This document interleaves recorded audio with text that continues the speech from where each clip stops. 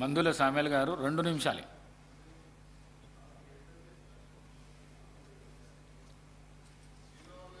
గౌరవ స్పీకర్ గారికి ధన్యవాదాలు.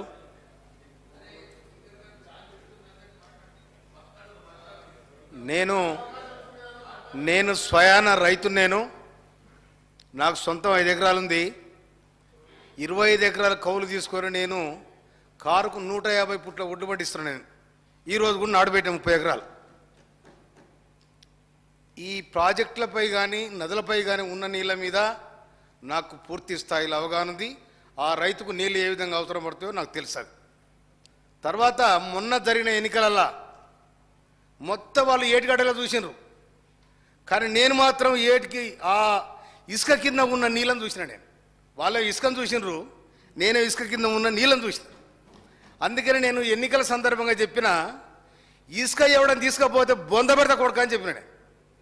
ఇంకొక మాట, కాళేశ్వరం దగ్గర కాళేశ్వరం అనే ఒక రైతు గుండె మీద కేసీఆర్, హరీష్ రావు ఇద్దరు కలిసి గుణపతిచ్చారు. ఆ గుండె మీద, కాళేశ్వరం అనే గుండె మీద రైతుకు, తెలంగాణ రైతు గుండె మీద గడ్డపర దిచ్చారు.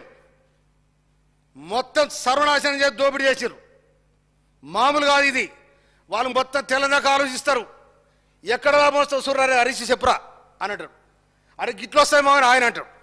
ఈ విధంగా ప్లాన్ చేసుకొని సర్వనాశనం చేశారు. జరాగు నువ్వు కూడా పొత్తే ఉండాలి జరాగు. తర్వాత ఈ విధంగా కాళేశ్వరాన్ని ఖతం చేసిర్రు. ఇక ప్రజలను కూడా ఆగం చేసిర్రు. ఒక మాట చెప్తున్నా స్పీకర్ గారు, గౌరవ స్పీకర్ గారికి, జరాగు నేను పుట్టుకతో ఉన్నా, మీరు ఇవ్వలేరల్లా.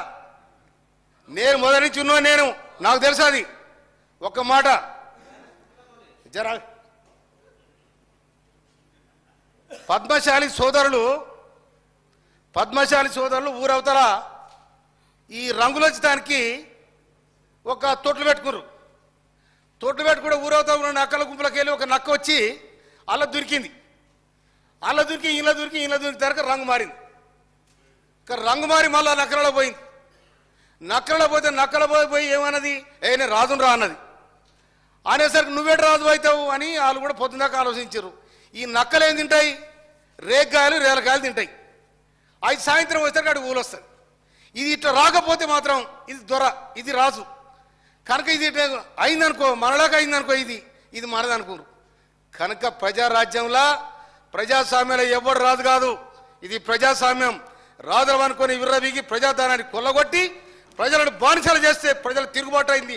అందుకనే ఇప్పుడు కూడా మీ వెనక అంగి జరిగింది, కానీ ముంగడ చూసుకొని మురుస్తున్నారు. మీరు వెనక అంగి జరిగింది, వెనక జనం చూస్తున్నారు, మీ ముంగడ చూసుకొని మురుస్తూ ఉన్నారు.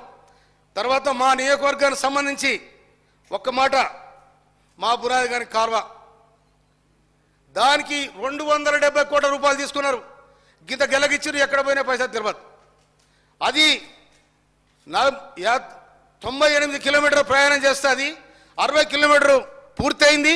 ఇంకొక 20-30 కిలోమీటర్లు అయితే కంప్లీట్ అయింది. కనుక ఇరిగేషన్ మినిస్టర్ గారికి నేను ధన్యవాదాలు తెలియజేస్తాను. జర శాంక్షన్ చేయాలి. శాలిగారు వల్ల మనం 10 కోట్లు పెడితే 20,000 ఎకరాలు బారే పరిస్థితి ఉంది. అది అసిఫ్నగర్ కాలువ, ఎన్నాళ్ళ నుంచో నైజాం కట్టిన కాలువ కాంచి ఆ పాయ కాలువ ఉంది. కనుక దాన్ని కూడా కంప్లీట్ చేయడానికి మాకు సహకరించాలని మనవి చేస్తా ఉన్నాను నేను. తర్వాత చెక్ డ్యాములు, మా నల్గొండ జిల్లాకు చెక్ డ్యామ్ శాంక్షన్ చేశారు. ఈ చెక్ డ్యామ్ల కాంట్రాక్టర్ ఎవరంటే సిబై కాంట్రాక్టరు సుధాకర్ రావు గారు. వాళ్ళెవరు, వాళ్ళ చుట్టాలు. మొత్తం యాదగిరిగుట్ట కాంట్రాక్టర్ వాళ్ళే, దాని చుట్టూ ఉన్న రోడ్లన్నీ వాళ్ళే, చెక్ డ్యాములు వాళ్ళే, సర్వం వాళ్ళదే. మొత్తం చెక్ డ్యామ్ కడితే మొత్తం కొట్టుకపోయినాయి. నా ఊర్లో కూడా చెక్ డ్యామ్ కొట్టుకపోయింది. అందుకోసమనే దాని మీద పూర్తి స్థాయిలో ఎంక్వైరీ చేయాలి. అది జేజమ ఉన్నా కూడా ఎవరిని వదలొద్దని కూడా నేను మనవి చేస్తా ఉన్నా. నేను ఇవాళ నా చెక్ డ్యామ్ కోసం కంటే తిప్పలబడతా ఉన్నాను, ఎడ్ర దేవుడు అని. ఇలా మా సి గారిని వారిని వీరిని బదిలాడుతూ ఉన్నా. ఈ ఎండాకాలం పోతే మళ్ళీ సీజన్ వస్తుంది, అది కాదని ఇప్పుడు 3 సార్లు మునిగిపోయింది. 3 చెక్ డ్యామ్ కొట్టుకపోయినాయి. కనుక ఈ విధంగా పరిస్థితి ఉంది. తర్వాత ఇప్పుడు ఇంకోటి, ఇసుక మూడలు మోసారు, మొత్తం మా ఏరినంతా లూట్ చేశారు. యాడిపోయినాయి ఈ ప్రజలంటే ఎక్కడ చేరాలో అక్కడ చేరినాయి. నేను జగదీష్ రెడ్డి గారు మంత్రి ఉన్న అడిగినా, అయ్యా మరి ఏట్లే ఇదంతా ఇసుక పోతా ఉంది, నీళ్ళు దోశ ఇడుచుకపోతే 2 దోశల నీళ్ళు కిందికి పోతాయి. ఎట్లా అంటే జయశెట్టి గారు ఏమనే ప్రగతి భవన్ నుంచి ఫోన్ వస్తుంది కలెక్టర్లకు నేనేం చేయన్నాడు. అందరు పొత్తుదారులే, అందరు పాలుదారులా. అందుకోసమనే ఇసుకను మింగిరు, భూములను మింగిరు, ప్రాజెక్టులు మింగిరు. ఈ తెలంగాణను మింగడానికి ప్రయత్నం చేస్తే నవంబర్ 30 తారీఖు నాడు గుద్దురు కూర్చితే డిసెంబర్ 3 తారీఖు నాడు కథం అయిపోయింది. ప్రజాస్వామ్యం నిలబడాలి.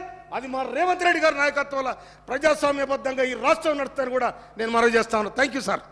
డాక్టర్ సంజీవ్ రెడ్డి గారు. ధన్యవాదాలు అధ్యక్ష. మెదక్ జిల్లా గురించి